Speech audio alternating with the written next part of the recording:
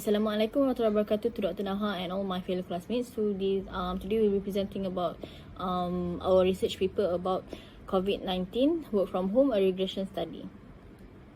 So as you all know, on the 30th January of 2020, the World Health Organization or WHO had declared COVID-19 as a pandemic.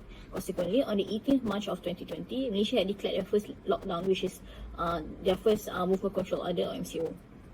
Who were impacted by this movement control order? Many parties were impacted, such as the employer, the teachers, basically everyone in the world, in the industry are impacted by this movement control order. Okay, as for the employees, they were required to work from home instead of work in the office in order to reduce the risk of getting exposed to COVID-19. So this paper made by us is actually to investigate the effect of the implementation of the work from home policy on the labour supply of Malaysia. Our objective is to establish what factors influence labour supply in working from home and how they may compare to when working in the office. Next is the literature review. So our literature review is divided into 4 parts, which are the labour supply, gender, education level, and also age.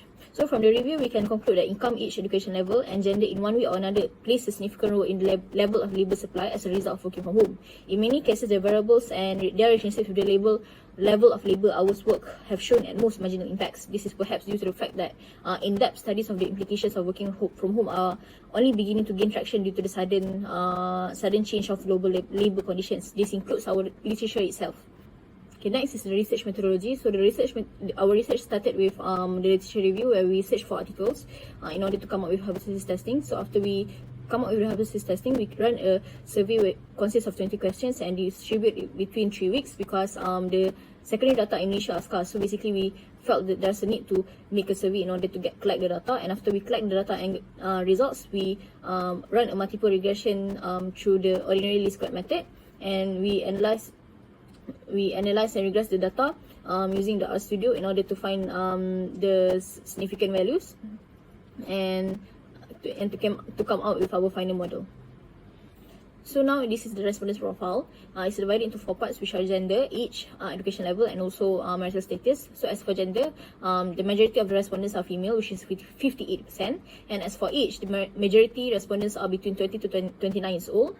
And as for education level, 88% of the respondents are bachelor degree holders. And as for marital status, the majority of the respondents are married, which holds 78% of the respondents. Before we move on to our data analysis, we need to lay down the explanatory variables and also the priorities that we have. So one of the explanatory variables that we have is actually income. So the priority is we are expecting that the higher the income, the lower the work from home labor supply. Other than that, another explanatory variables is age. So we are expecting that the older the age of a worker, it will result in the lower labor supply, labor hour supply during the work from home. For other explanatory variables, we are expecting that women's labor supply in work from home environment increases. We are also expecting the reduction of cost of commuting to increase the labor supply in WFH environment, the higher level of education to also increase the labor supply in WFH environment, and also the marital status of being married and also having high number of dependent to also increase the labor supply in WFH environment. We are also expecting the explanatory variables work experience to also affect WFH labor supply, in which more expensive work experience are expected to allow for higher labor supply. Small companies, the size of companies, we are expecting that the smaller companies will contribute to a higher labor supply.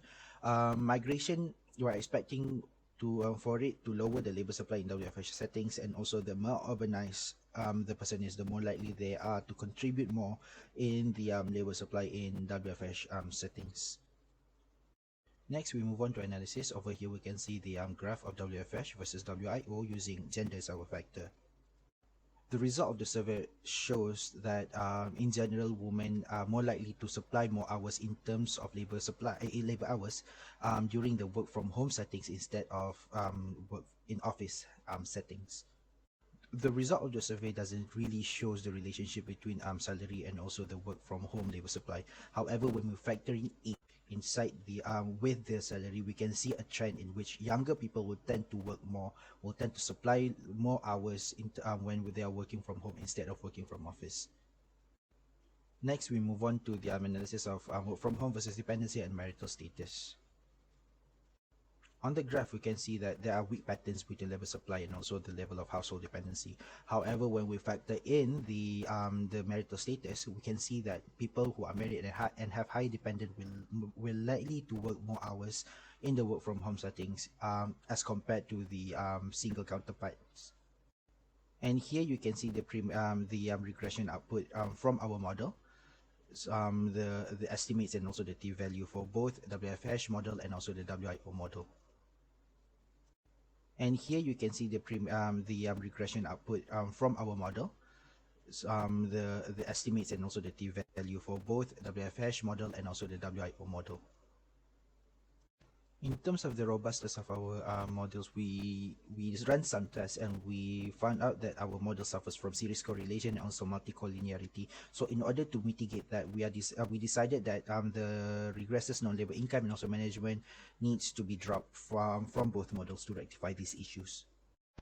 Our final model is as written on the slides. Essentially, we've removed two explanatory variables, non-labor income and management, due to the robustness checks that we conducted earlier, and our regression output is as tabulated on the slides as well.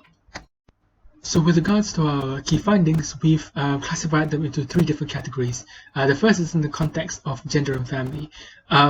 We find that females incurred more hours of labor supply compared to males when working from home. And being married and having a higher amount of household size was also associated with a higher amount of labor supply when working from home.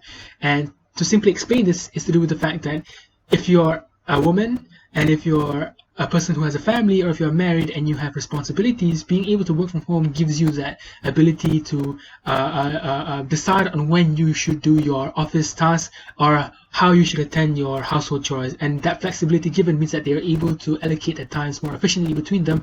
And being able to allocate their times more efficiently between them means that they are able to supply more labor when working from home, especially when you compare it to when they're working in office. In our second category, we focus more on the context of education and jobs, and we see that skilled workers supplied more labor hours when working from home compared to those who are in semi-skilled or low-skilled jobs. And we find that this is essentially to do with the fact that the innate nature of semi-skilled and low-skilled jobs meant that sometimes it was pretty much impossible for them to work from home. For example, a factory worker can only really work or supply labor when they're working at the factory. When they're working from home, they can't really work unless they bring the factory to their house.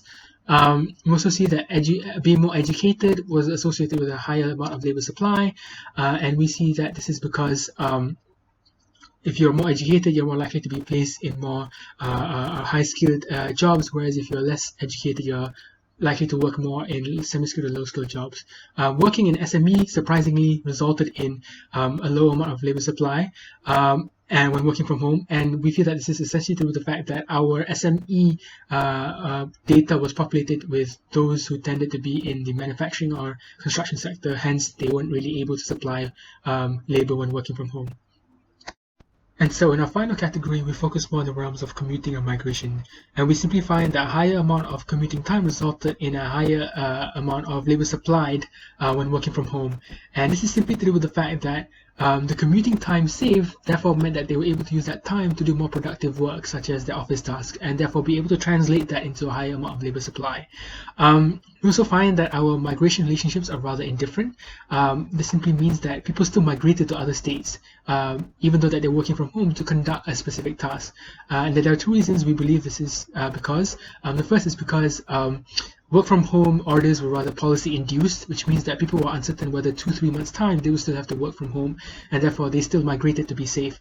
And secondly, they may have migrated because infrastructure, especially Wi-Fi and internet, is better at some other places, especially when they have to do work from home that is more demanding of high-speed internet and all sorts.